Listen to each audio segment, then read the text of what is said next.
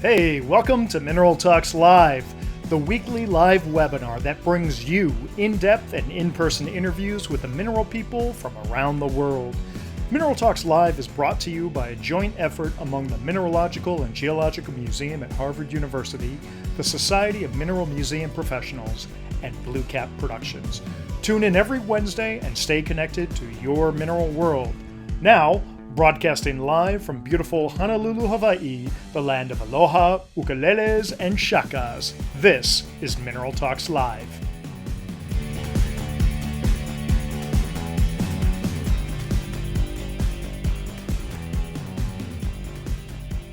Good day to you, wherever you are in the world. Today is October 21st, 2020, and we'd like to welcome you to another episode of Mineral Talks Live, the weekly mineral talk show broadcasting to you live every Wednesday. I'm Brian Swoboda, president of Blue Cap Productions, and today's show is going to be a real eye-opener. But first, a little bit about our show. Mineral Talks Live is a weekly webinar put on by myself representing Blue Cap Productions, Dr. Raquel Alonso Perez representing the Mineralogical and Geological Museum at Harvard University, and Dr. Eloise Gaillou representing the Society of Mineral Museum Professionals, also known as the SMMP. As usual, I'm broadcasting to you live from Honolulu, Hawaii, while Raquel is live from the other end of the country in Boston, Massachusetts, and Eloise is broadcasting live from the City of Lights, Paris, France. We share this with you so that you understand that you are part of a global show here, and it's your participation that helps make this show what it is. How can you participate, you ask? That's a great question. Let me tell you. At the bottom of your screen, you'll see a series of buttons. There's one button labeled chat and another labeled Q&A. The chat feature allows you to type messages to everyone watching and participating in the show. You'll see that many people like to fire off a hello in the chat when they first sign on. We love this as it shows us where you are in the world, so don't be shy, give a shout out to your city. Now, during the interview, our guest and I will be focused on our conversation and not really looking at the chat window. However, both Raquel and Eloise will be very active in those chats, so look for their comments along with everyone else's. And at times, either Raquel or Eloise may interject during the interview with questions that you're asking so we can get an immediate answer from our guest while they're still on the topic. Now, the second way to interact is with the Q&A function. This allows you to submit general questions that we'll try to answer at the end of the interview. So if we're looking at something and you have a specific question about what we're immediately discussing, fire off a chat question. If your question is more general, go ahead and send us a question using the Q&A section, and we'll try our best to get to them at the end of the show. Finally, at about 40 minutes into the program, you may see a window pop up on the screen asking a bunch of questions. Just answer these 5 questions. You never know when you'll be playing Trivial Pursuit while in Tucson and one of these questions comes up. So be active and remember the answers. With all that said, let's get started with our show today. Today's guest is tuning in from her home in Dallas, Texas. Yeehaw! She's a classically trained graphic artist who only started painting minerals about 1 year ago. She's also the recently promoted administrator of the Young Mineral Collectors Group on Facebook, a group that is growing strong and will be coming after your minerals. She loves minerals of all sizes, especially thumbnails. She gets overly excited when Crayola releases a new color, and she goes gaga over small, furry, ferocious animals. Ladies and gentlemen, straight from our online presentation this past weekend with the Friends of Mineralogy Pacific Northwest Symposium, please give a warm welcome to Tama Higuchi. Tama, how are you? Hi, thank you so much for the wonderful introduction. I'm very, very excited to be here.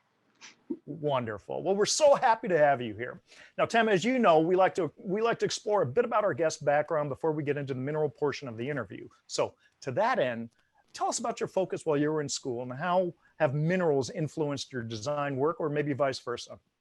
So I'm still a junior at the University of North Texas in Denton.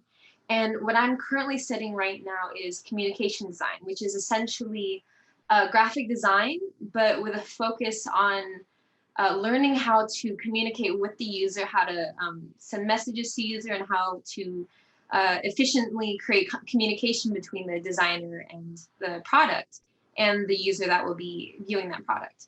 So minerals, of course, worm their way into every aspect of my life, including my studies. So my focus in graphic design is publication design. So that means creating and designing magazines, books, etc. So recently I've actually been working on a few projects where I create these well-designed books based on minerals. So currently I'm working on a little project for myself where I create like this catalog for my own collection, but really well presented in this publication that I'm designing right now. Cool. So you are primed to go into the advertising world, it sounds like. I could be. I definitely would have fun with that. Well, let me tell you, it's a great industry. I spent 13 years in the advertising world as an ad exec, and your skills are sorely in need in the world. I think communication is such an important thing, and to be able to cleanly communicate an idea using visuals it's almost a lost art. Almost, but we're coming. We're gonna fix that. Now, Tama, you started collecting minerals, I think, in 2015. Yes. Was that your first introduction to the mineral world? And if so, what was the first mineral that caught your eye, and why did it resonate so strongly with you? I would say there's almost 3 different introductions I've had into the mineral community. So I'll start with when I was around maybe early elementary school, where I took a trip down to the Rio Grande in Texas.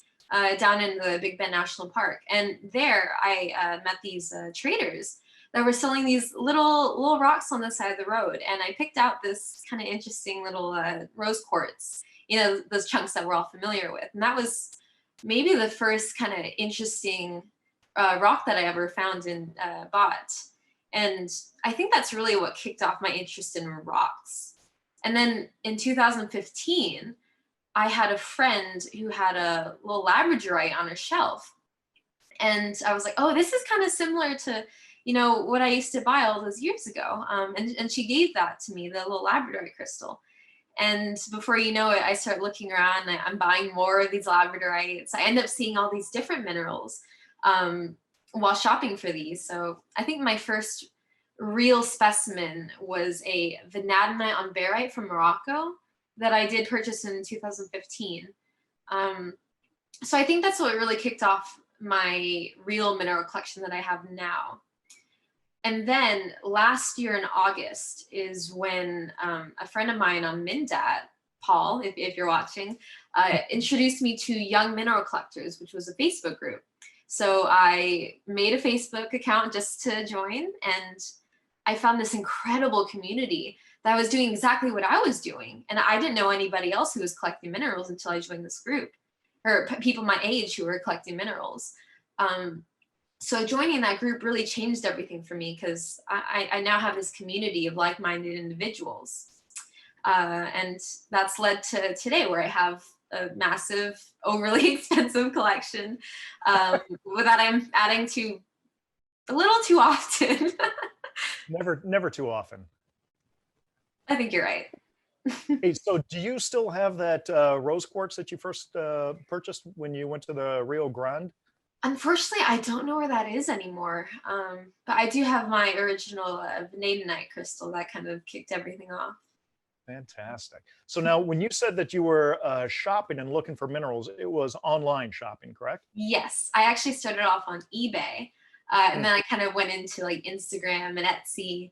And then eventually I was able to go to my first mineral show last November and actually experience that in person.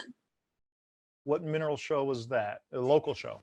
Yes, that was, I can't remember what it was called exactly, but it was a mineral show, I think around Mesquite, Texas. Okay. Back in November. I wish I remembered the name, but I'll have to go back and find that later. Sure. So you said that you connected with the Young Mineral Collector group on Facebook, and that really kind of launched you into the dark side, if you will. You're now the administrator of Young Mineral Collectors, and Young Mineral Collectors group was a small group that was started by Gowan and Lauren, and now it's blossomed. And I know as of Tucson, I think it was about 1,200 members. Where is the group now, and where are you guys headed for the future? So I don't remember the exact number, but we're well above 12,000 now. So YMC, more than anything else, is a global community. And this is a not-for-profit organization that's focusing on taking all of these young mineral collectors like I used to be and bringing them together and showing them that there is a community for them and there's other young people just like them. So a lot of older collectors worry that the younger generation isn't as interested in collecting minerals, and that there isn't a younger generation to pick up the hobby after them. But the success of YMC has shown that is obviously not the case. There are plenty of young collectors out there ready to go after your collections. So what we want to do is bring all of these young people together, but also we want to take these young collectors and bridge them and connect them to the greater mineral community. So to do this, we are working on establishing mentorship programs and also involvement in both online and in-person mineral shows and any other mineral event, really. So as you mentioned last Tucson, or technically this year's Tucson, right. There was an incredible display cases that were shown at Tucson, where we had spotlights, different collectors, and we showed pieces just from people in the group. And that made a huge splash at YMC and at Tucson. And that was just a really, really wonderful experience. So in the future, we want to continue doing that and also continue doing, education, media, and other kinds of outreach to connect the two communities. Well, I think what you did in Tucson was absolutely fantastic. The young mineral collectors, and this was at the TGMS show, they put in a whole pod of cases. And I want to say, I don't remember exactly the number, but it was something like 12 or 16 cases. 10. I can't remember, 10. Mm-hmm. So incredible cases that really grabbed people's attentions. And once they started realizing that this was from the young mineral collectors, and part of the young mineral collectors is that if you hit 40 years of age, you actually age out of the group. So it's 40 years and under. Everyone in the young mineral collectors has to be younger than 40 years old. And to see the level of collecting quality that was exhibited in this cases was absolutely incredible. Indeed, we did a lot of interviews with different young mineral collector people for the What's Hot in Tucson program. And I think all those videos are now online if you go to Blue Cap's YouTube page. But absolutely incredible. I love this idea of mentorship. That's been a very, very important part for anyone's collection. You talk to any major collector and there's always, not always, but most of the time, there's a really nice story of mentorship. So strongly support what you guys are doing. That's great to hear. Thank you. And my understanding is you've never been to the Tucson show, but the plan was for this upcoming Tucson 2021, which nobody knows is what's going to happen because of the coronavirus. Right. But you were going to come out to Tucson, and Jim and Gail Spann were basically hosting you and going to bring you out there and let you run around, footloose and color-free for a few weeks.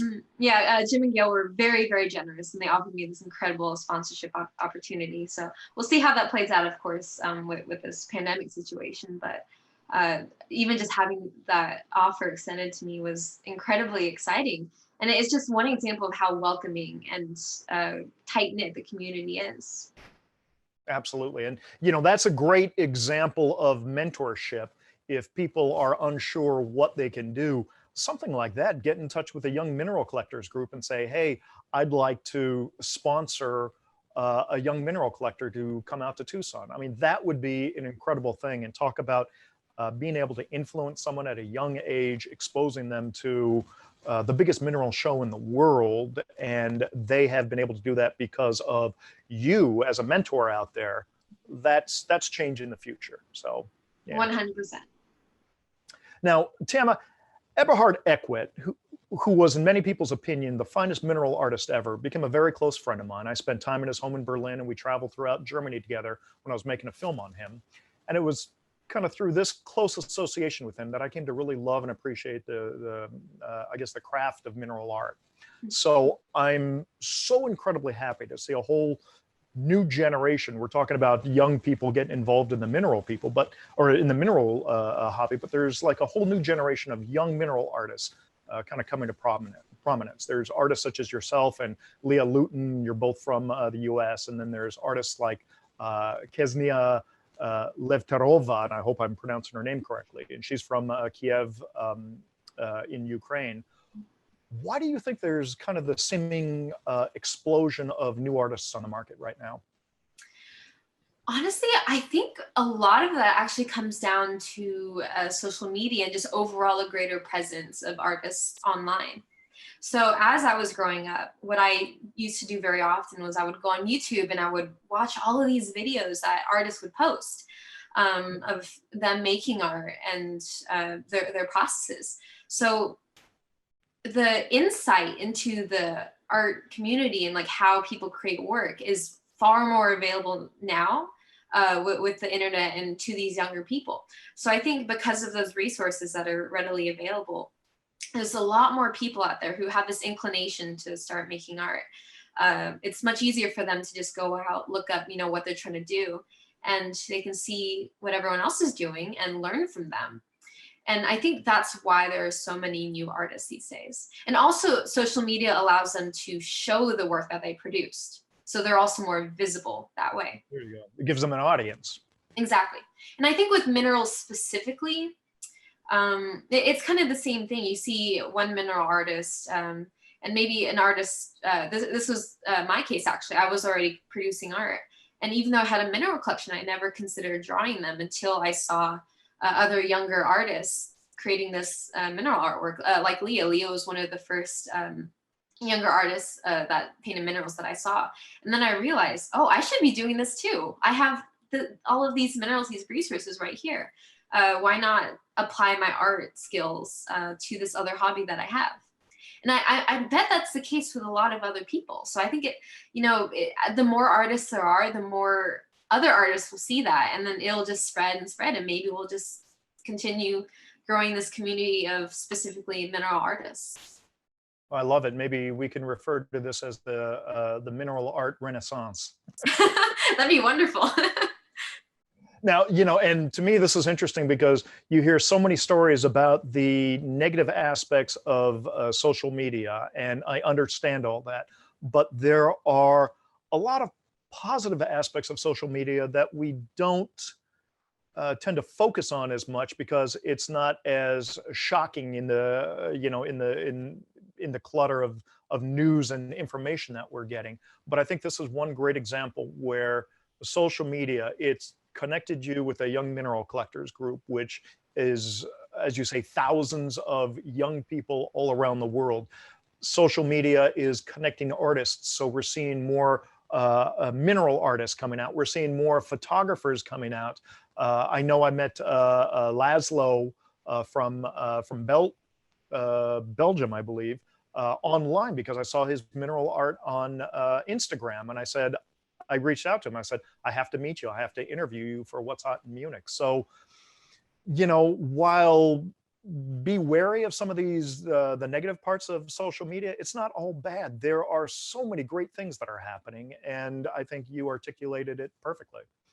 Exactly. It's not, there's two sides to every coin, but in terms of mineral art, social media and the internet has done wonders for the community.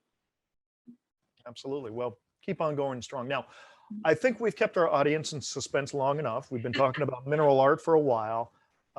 Can you please share with us some of your artwork and explain to us your process and maybe inspiration in creating these works? Absolutely. All right, I'm going to pull up one of your paintings here. This is of an amethyst from Jackson's Crossroads. So go ahead and tell us about this. So this is one of my more recent pieces commissioned by the Walensky Gallery up in New York. The reason why I include this is purely just because this is one of my favorite paintings that I've done so far. The interesting thing about this is the luster, I think. It's a little difficult sometimes to create this realism, especially when you have luster like this, because it's either you get it wrong or you get it right. But I think I was very successful with how this turned out. So one thing I want to note is when you're painting minerals, so personally, I like to paint from photos instead of having the mineral in front of me. I just find that to be a little easier. And I think what helps a lot with the final product of the painting is just how good the original reference photo is. So the reference photo was photographed by Evan Giarpino, who photographs the minerals at the Walensky Gallery. Another great artist. His work is Amazing, exceptional. amazing photographs. So I had the pleasure of having those exceptional pictures to use as a reference photo. So this is just one example of how when you have a really great reference, you end up with a really great painting. Well, now, Tama, let me ask you, I know that a lot of the pieces that you have are from the Walensky collection, and I want to give a little shout out to them. This is Stuart Walensky and Troy Walensky. They are great supporters of the hobby. Why is it that you have had such a strong connection with them? What are they doing? I think, so I met Troy through YMC actually. Okay. And so a lot of the projects they're working on right now is outreach, and they provide a lot of resources to YMC. And they just curate this these beautiful exhibitions. Like they just finished up a catalog that I helped design actually for their Underground Hues exhibition. So I think the Walensky Gallery is just a really great resource, especially for young mineral collectors to see what's out there. And I just find them personally to be really, really wonderful people to work with. And of course, their exceptional minerals are a joy to paint. Yeah, no, I've had a great relationship with Stu for a long time. First met Troy when he first started helping his dad out at the Westward Look, and now that they've opened the gallery, fantastic. They were supposed to do a quartz exhibit at their gallery this September, but obviously the coronavirus nixed that. So we're looking forward to hopefully that coming back next September. All right, let's go on to another painting that you did. Here is a dioptase from Namibia. So this is, I would say, one of my most recent paintings. And this is just a great example of how paintings offer another view of a specimen. So right here, I have this piece in my hand. As you can see, it is very, very small. This is just a little thumbnail piece. So I think when it comes to showing minerals, a painting is a really great way to do that, because that way you can magnify all of the details that you may not see at first glance in these little specimens. So this piece was really, really fun to paint, just so I could get this kind of new view of a piece in my collection. And interesting thing about this is, as some of you may know, dioptase is very difficult to photograph because the color is quite hard to get right. Turns out it's also very difficult to paint. There's always these kind of complex details within the face, and changes in the hue and the values. So that was a bit of a challenge, but it was very exciting to do as well. So Mickey asked what paints and brushes and paper that I use. So this is all watercolor, just standard watercolor paper, cold press. And most of my paintings are small to medium size, so usually around 8 by 10 inches. Now, in the past, the only person that I knew of that did oil paintings of minerals was Wendell Wilson, who's the editor of the Mineralogical Record. You've done some of that also. I don't think we have any samples of your oil painting pieces, but talk to us about that. I know most of your stuff, like you said, is in watercolors, but what is it about oils that occasionally makes you go in that direction? So actually, I think you might be able to see a few behind me. Those are oils. Cool.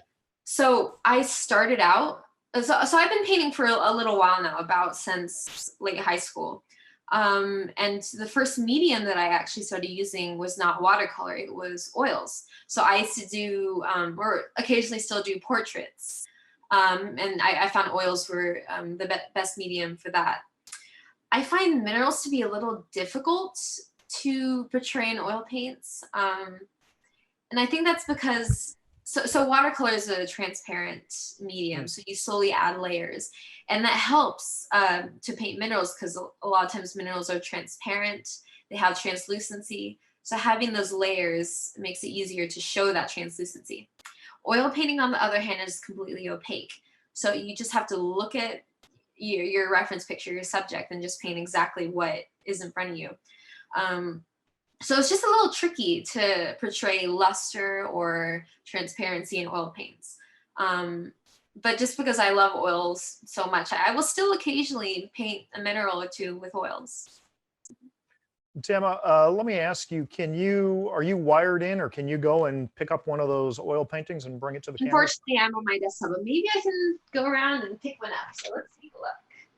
So this is an Amazonite and smoky quartz. This is one of my early specimens, actually. So this is all done in oil paint. So I like to paint kind of thickly, and I like to paint loosely. So it's a little impressionistic. So that's another reason why oils aren't always the most ideal, because they're not going to be as realistic as waters. But you can see here, everything's opaque. The colors do turn out kind of nice though. And it's just a medium that I do enjoy and that I'll sometimes paint minerals with. I really like that diffused glow you put behind the specimen. It really kind of brings it out from that black, but not jarringly so. Thank you. It's wonderful. Yeah. I will set that aside. But yeah, that's an early painting that I still do enjoy, even if I don't dabble into oil paints quite as often as I used to. Fantastic. Well, let's go back to another piece that is from your collection. And we've got this beautiful aquamarine and coral, also from Namibia. Tell us about that. As some of you may know, the Orongo Mountains are one of my favorite localities, and I have many pieces from that area. And this, I actually have in front of me right here. This is maybe my favorite Orongo piece, and also one of my bigger specimens. Usually the pieces I have are pretty small, but I just find the contrast between the coral and the aquamarine just so fascinating, because it really makes the aquamarine especially stand out with that, beautiful bright blue color. And I think that's what draws me to the Orongo specimens, and also what draws me to painting them, because the contrast and the color just translates really nicely into art. So I had a lot of fun with this one. Oh, fantastic. Now, I know that Eberhard Eckwood would always paint everything 1:1. So what you saw on his original painting was the exact same size as the physical specimen. Seeing how this is much smaller, but the painting is larger, do you have any kind of process to determine what size you're actually going to paint something versus the actual size of the mineral? So I focus less on the size and more on the ratio of the paper. Okay. So, for example, this aquamarine, it's a little longer than it is tall, but it's not particularly long. So I try to choose a canvas that matches the ratio of the specimen. So let's say I have like a long silver wire piece that I'm painting. Obviously, I'd pick a long canvas to fit that painting really well. As for size, I'm not too particular on size. Again, I collect thumbnails, so obviously, if I painted my specimens 1:1, I just have a bunch of little tiny paintings on my wall. So I find that the size of my paper is a great tool for magnifying specimens and showing how much detail is in them. And then when it comes to commissions, usually people will let me know what size they want, and I'll kind of pick out like the ratio that matches the specimen, but like keep it within that size range that they're looking for. So unlike Eberhard, I don't put too much focus into the size of what I'm painting. Now, in the video world, we focus on different ratios depending on what we're shooting for. So like traditional television was always a 4:3 ratio. HD television is a 16:9 ratio. Cinema is like a 2.41:1 ratio. So do you look at your canvas size in the same way? In other words, do you have a certain set of canvas ratios that you kind of always go to and figure out which one of those best fits an individual piece? I do actually, but not quite maybe for the same reasons as you, in that when you get a painting, you usually want to frame it. and there are standard frame sizes either in Europe or the US. So if you give somebody a painting that's not a standard frame size, they're going to have to go through the trouble and the expense of getting that custom framed. So I always tell my clients that the painting has to fall into one of these standard frame sizes for their own sake, really. So you don't go the route, this is a Higuchi original, you need to have a custom frame. Well, there was one time where I actually made the mistake of not painting something in a custom, in a standard size. So I had to go through the trouble of getting that retrimmed so that would fit. But no, I definitely try to, I keep my customers' convenience in mind. All right. Well, you know, just for the future, it's never a mistake. It's an added benefit. So you're going to go into the advertising world. These are the words you have to use. Right. All right. Let's take another a look at another piece here. This is a fluorite and quartz from China. This is fantastic. Yeah, I love this specimen so much. So this is in the collection of my good friends, Ashland Forrest. And I really like this, especially because I heard somewhere on like Facebook that people are calling these QR code fluorites because of the patterns on the outside of the faces. I don't know if you guys can see it, but I thought that was a really kind of funny nickname for this variety of fluorite, or for this specific find. But What another really, sorry, what was that? What do they call it? Say that again. QR code fluorite. QR code fluorite. QR code.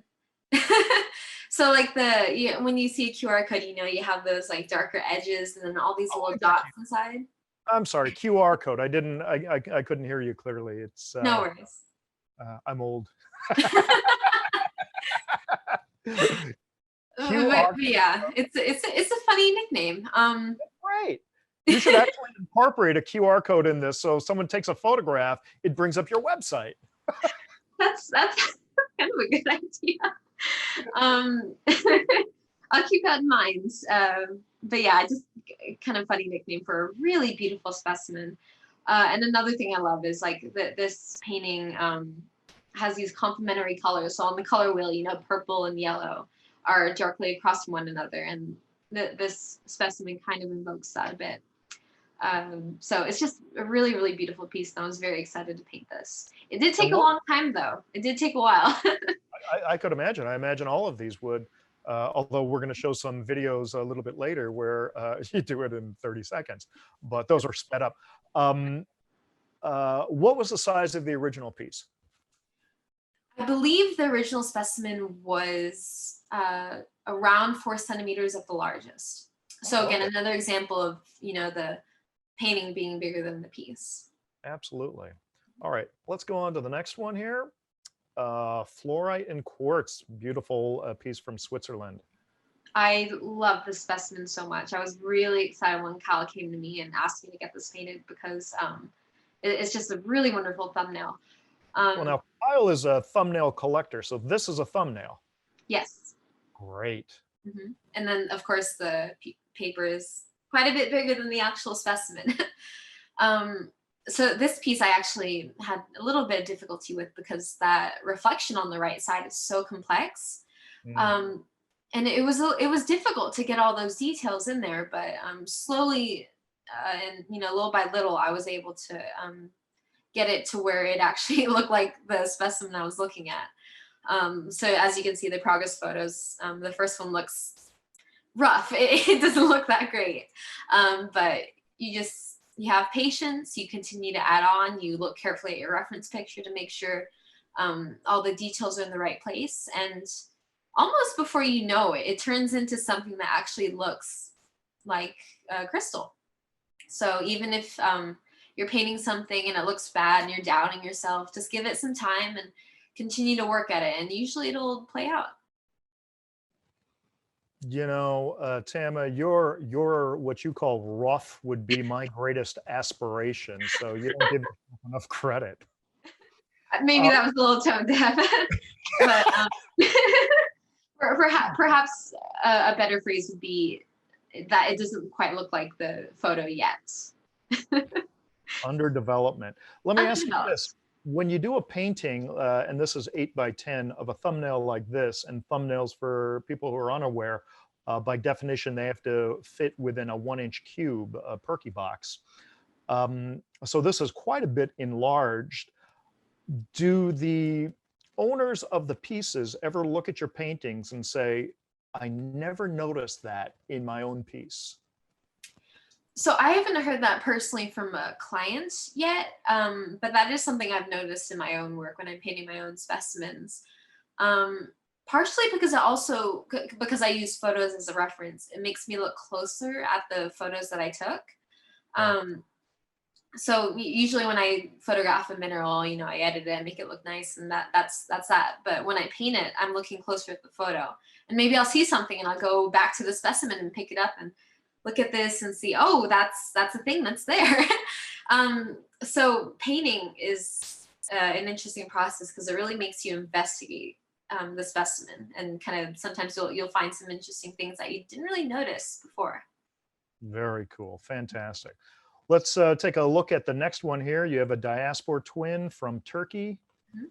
So this is another painting that I did for a YMC member, for my co-admin, Gawain. So this is painted on a smaller piece of paper than I usually would. So this is 5 by 5 inches, which is about, I'd say, this big. And sometimes when you're painting on smaller pieces of paper, it's a little difficult to get all those details in because your brush can only be so small. So I had a little trouble on the striations with this, but I'm pretty happy with how it turned out. And I just think it's a really nice painting to look at because it has this very simple but very bold presentation. You just have this beautiful symmetrical heart-shaped diaspora, and I think it's just a delight to look at. And this is another piece that's also very small and personal. I believe this specimen is thumbnail size. I think less than 2 centimeters. Fantastic. I think these paintings are the kind of thing that just make you stop and just really look at the details. Great job. Let's look at another one here. Here you have a Kevin site from India. So this is also one of my most recent paintings that I completed this week. So the thing about Kevinite in this druzy matrix is it's quite matte. So it's not like the amethyst where there's these big planes that reflect light. And I actually find that these kind of specimens that are more matte, that have a duller luster, are actually a lot more difficult to paint. I'm not quite sure why. I think the reflections, if you get them right, they add realism to the painting. So when you don't have those reflections to lean on, you have to focus a lot on the depth of the shadows and the colors, and really push that aspect to make everything look realistic. So this piece was a challenge in that regard, but I'm quite happy with how it turned out, especially the color on that cabin site. Absolutely. Wonderful, wonderful. Let's take a look at this Indicolite here. This might be my favorite painting so far. Well, I think I said that about the amethyst, so maybe they're both my favorites. Well, the last one is your favorite, trust me, but go on with this. Well, so this painting, as you can see in the progress photo, I like to plan out where the striations go and which details go where with like a very, very light watercolor. So that doesn't show through in the end product, but it gives me an idea of where to put my pigment and where to go next. Because like I do sketch these pieces out on paper with a pencil before I start painting, but I can't use that pencil to shade in where certain values will go. So I like to layer little by little with these light washes of watercolor to help me see what the next step is. So as I'm going to talk about in the next slide, tourmalines are very difficult to paint. Personally, I find that they're very hard because you have the dimensionality, the different zoning inside the crystal. But then oftentimes when you're painting these, they also have these highlights on the outside. So you have to consider how to paint those zoning and the fractures inside the crystal while also maintaining those highlights on the outside. So it's very easy to accidentally put too much paint in an area that's supposed to be a highlight or vice versa. So tourmalines in that regard are very difficult. That being said, this one wasn't actually that bad because the original photo was backlit to show the zoning within the crystal. So because of that, I didn't have to worry about any highlights. So I kind of had free range to just, do my usual thing and have fun with painting those striations and those colors. Wonderful. I especially love the color zoning that you have towards the termination there, where it goes kind of from an aqua to a more green and then back to aqua again. I mean, you really nailed that. That's a Thank you. wonderful job. Yeah, watercolor in particular is really great for these zoning and the gradients, because while the paint is still wet, it's very easy to blend different colors together and you get this perfect, very, very smooth gradient. So that's just another reason why watercolor works so well with mineral arts. So how long did it take you to paint this one? This one, I think, took me, I want to say 12 hours. So different paintings will take different amounts of time. For example, the diaspora painting maybe took me 2 hours, 3 hours, because it was small, and also because it's relatively simple in that it's only one crystal instead of like several crystals on a matrix. So the complexity of the specimen, the size of the painting, and the medium, although it's usually watercolor, will influence how long it takes for a painting to be complete. So paintings can take between 3 hours to even 12 to 15 hours. Now, Tama, I know that you are still in school and you've got a lot of work to do, but are you still taking commissions? And if so, I mean, what are you charging for something like this? So my prices will vary depending on the specimen. So I give every client an individual quote. So Okay. usually we'll have a discussion about, what they want, which specimen they want to have painted, the size, etc. So paintings can vary between like 100 to several hundred. Of course, that's a very wide range, but it's very individual to the client. Oh, it's So anywhere commissions. from like free to $1 million. That's pretty fair. I haven't done it for free before, so maybe if we become good enough friends, who knows? But that's very, very rare.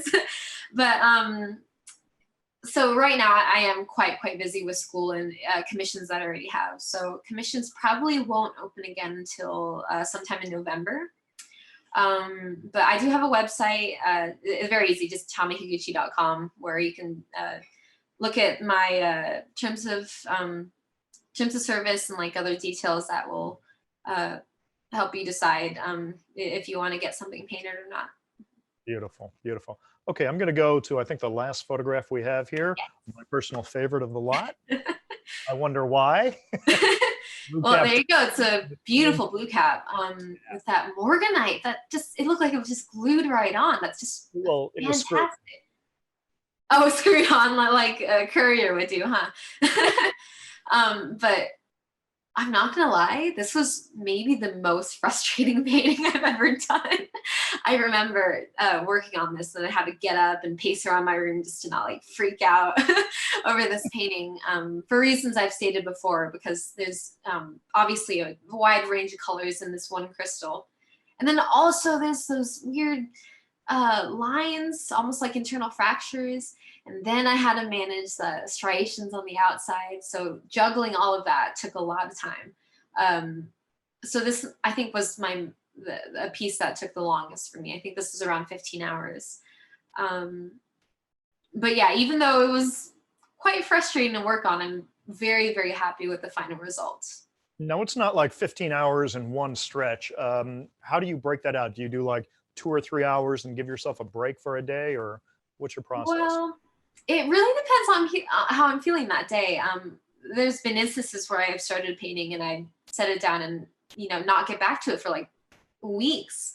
And then there's other pieces where I'll just sit down and get it all done in one sitting, which is maybe not the healthiest thing to do. And this is why you're up every night till 2 a.m. Maybe. I do stay up too late.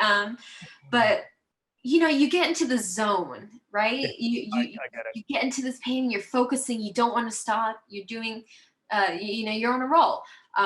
So for that reason, oftentimes I will finish a whole painting in one session. Occasionally get up to actually, eat and take care of myself. But I think more often than not, I do my paintings in only 1 or 2 sessions. Absolutely fantastic.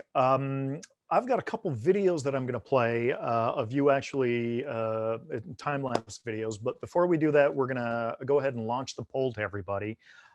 So Raquel or Eloise, if you want to launch that, and it looks like you just did. Oh, this will be easy. Oh, no. Tama, you can't look at that yet. So close that. All right. Young and you multitask so well. Oh, wait, I'm sorry. There's one more photo. This is the assorted little guy. So let's go to that first. What about this? That's right. So when I'm working on these paintings, of course, my clients will ask for different sizes. So I will trim my paper. And because of that, I'll end up with, I'll end up with a folder just full of like little scraps of random pieces of paper. As you can see here, I have like, that all fell out. Whoops, thank God that wasn't a mineral. Oh my God. So That's right. people, if you're gonna send a mineral to Tama, make sure it's well insured. I promise I'm good with handling minerals. But I'll end up with all of these little strips of paper. And instead of just wasting them, I like to create these like tiny little doodles. So sometimes I'll go pester my friends to send me photos of some of their pieces. And I'll just take those pieces and I'll just do these like little exercises of like little teeny tiny paintings. So I often have to simplify the specimen bit. I can't get every single detail in, but it's just a really fun way to, use my extra paper and loosen up a little bit. I don't always have to paint this, incredibly detailed giant painting. Yeah. So it's just super fun to do these little pieces. I love that. It reflects your true passion for that. And I especially love the arrangement that you have here, because if you look at it, I think it actually spells out go vote. So very good message there. Thank you. Well, definitely go vote. I that was not on purpose, but definitely go do that, you guys. All right, so now let's go to the video here. And if you want to talk while it's playing, feel free.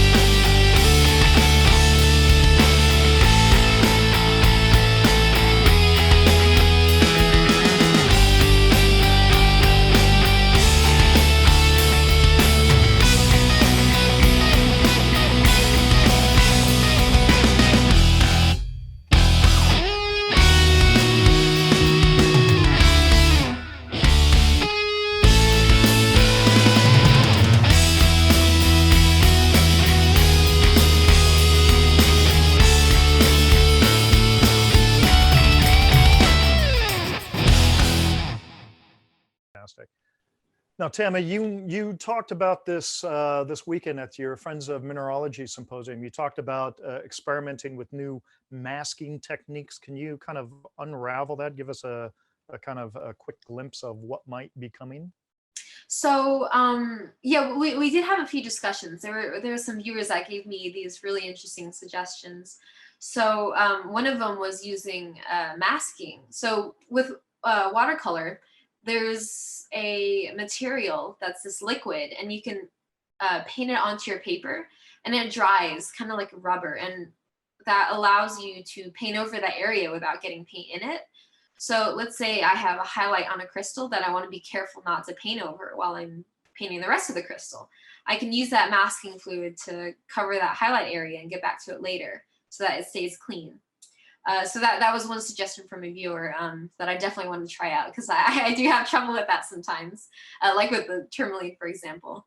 And then some other suggestions were to try painting those macro photos. Like you take those micro mounts and you use a microscope and take these really beautiful, almost surreal close-up pictures of these microscopic crystals. So that's something I kind of want to experiment with, because it's very different from what I do now, where I just have the full specimen on this blank paper. So a full bleed painting of these micro mounts would be very interesting. So it's also something else I want to try.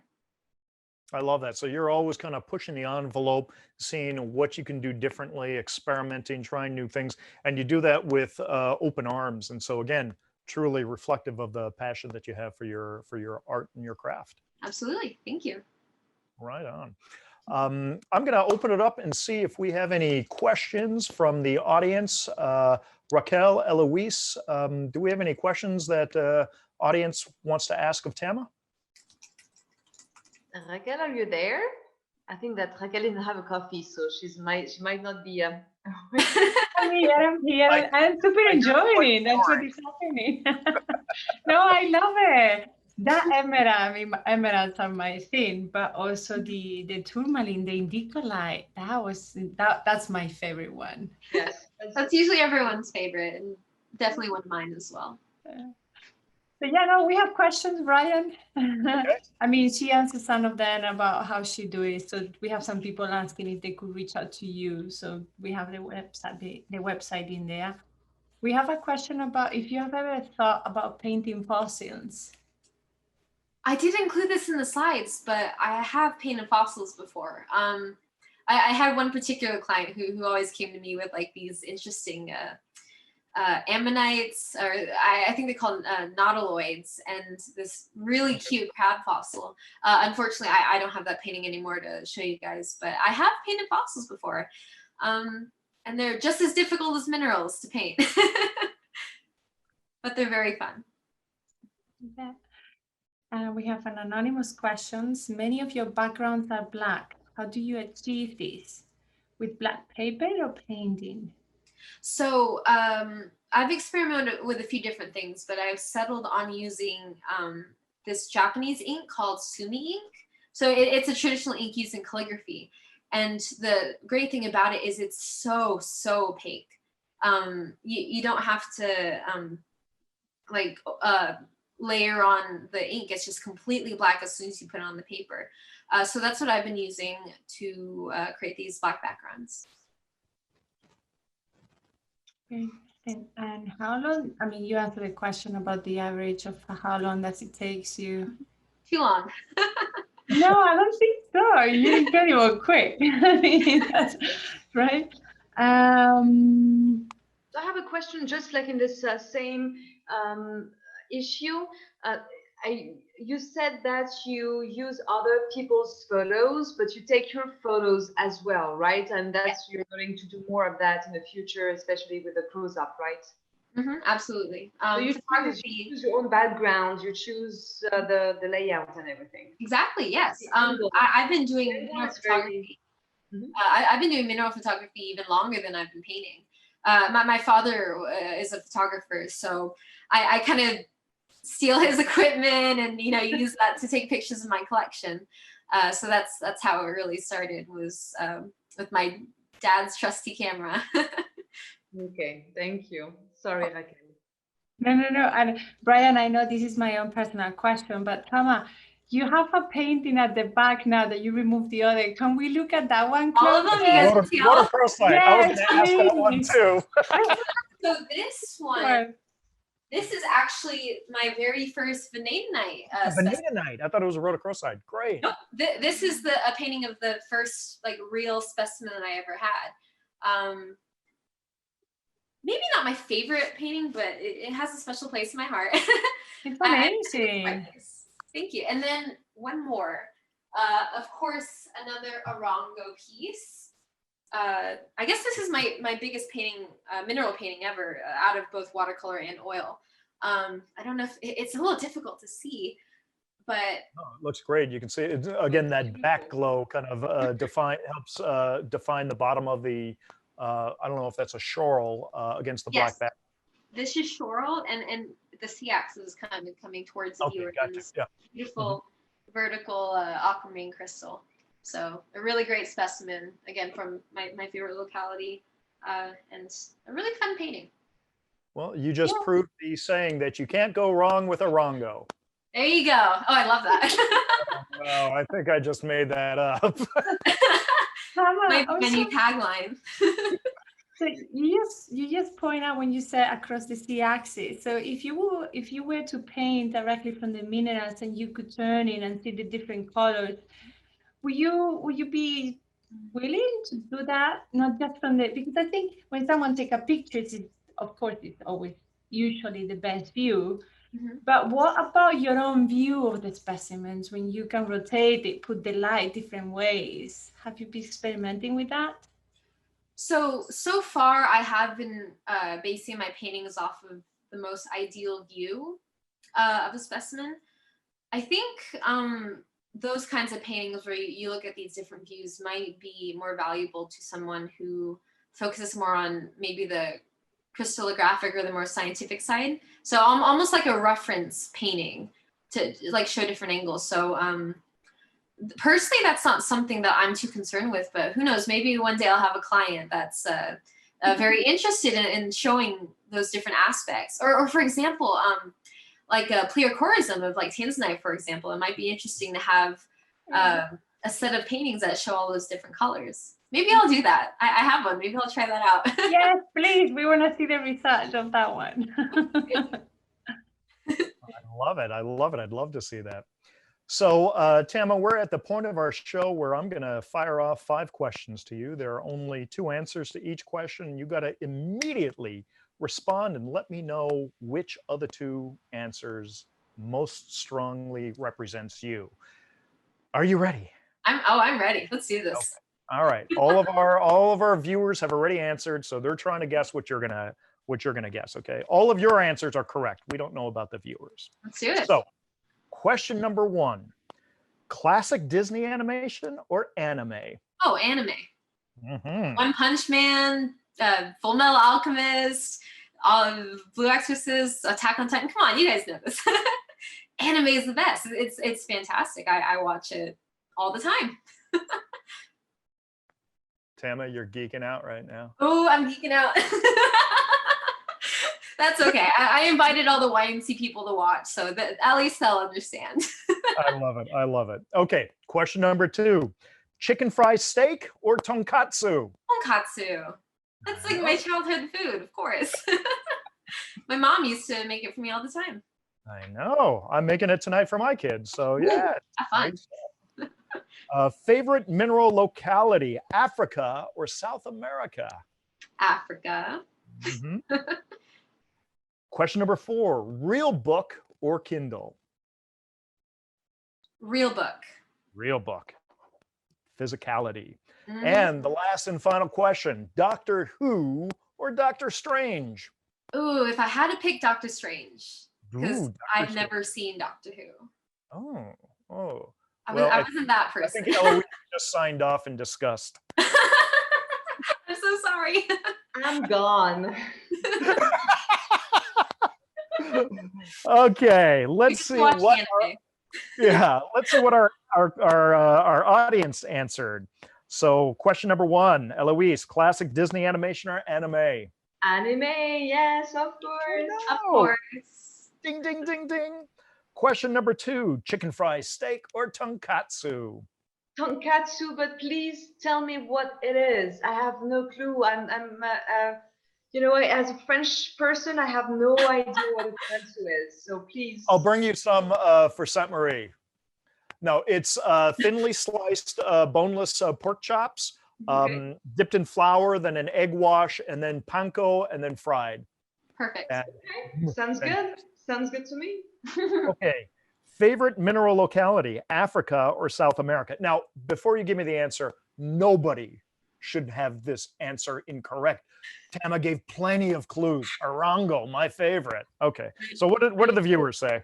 I know. People got it right. 67% only, though. Oh, I don't know people about are that. not paying attention. Shame, shame, shame. Okay, question number 4. Real book or Kindle? I wasn't sure which way. Real book is the right answer for everybody. Real book. Excellent.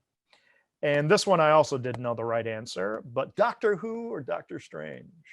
I think a lot of people are fan of Doctor Who like me, so they just voted for Doctor Who without knowing what Tama would choose. So wrong A lot of one. my friends Wrong watch one. that, but I never got into it somehow. It's okay, Tama. I still love what you do, and I still love you as a person. She'll still talk to That's you. good to know. Fantastic. So you guys got 4 out of 5 questions correct. So what I'm going to do is I am going to show you where you can go to watch those videos that Tama created. Now, the Emerald one, it actually has a runtime of 7 minutes, 30 seconds, and I shrunk it down to 30 seconds. And the Stibnite runs 5 minutes, 55 seconds. I, again, shrunk it down to 30 seconds. So those are the websites, mineraltalkslive.com/Tama Emerald and Tama Stibnite. If you also go to Tama Minerals, that will take you to Tama's YouTube channel where you can actually see those 2 videos. And there's one more presentation that she gave for the COVID gem show, I believe that was. COVID Home Gem Show Facebook group. That's right, which I'm a member of, and a lot of people are members of, and it's a great way to get information. So, ladies and gentlemen, tomorrow we are going to be releasing episode 17, the interview that we did with Jack Halpern back in September 23rd of this year.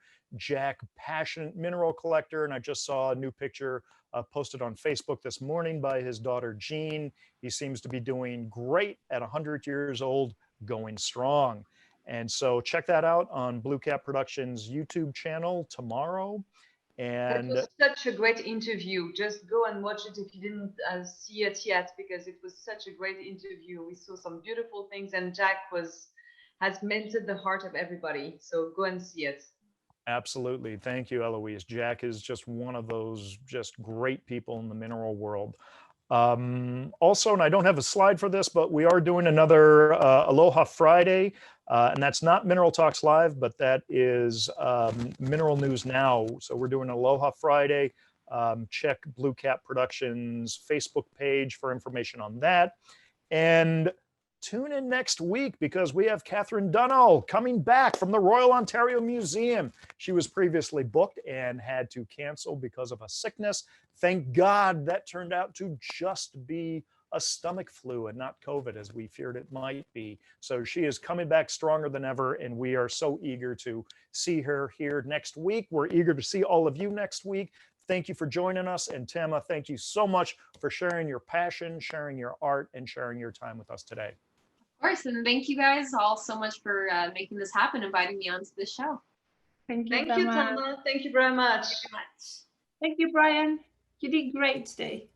Thank you, Raquel. You did great too. Because I know you don't have any coffee, so you're just you're hanging in there, but you flash that 1,000,000-watt smile. So okay, can we just say happy birthday to Brian once more? Happy birthday! Happy birthday, Brian!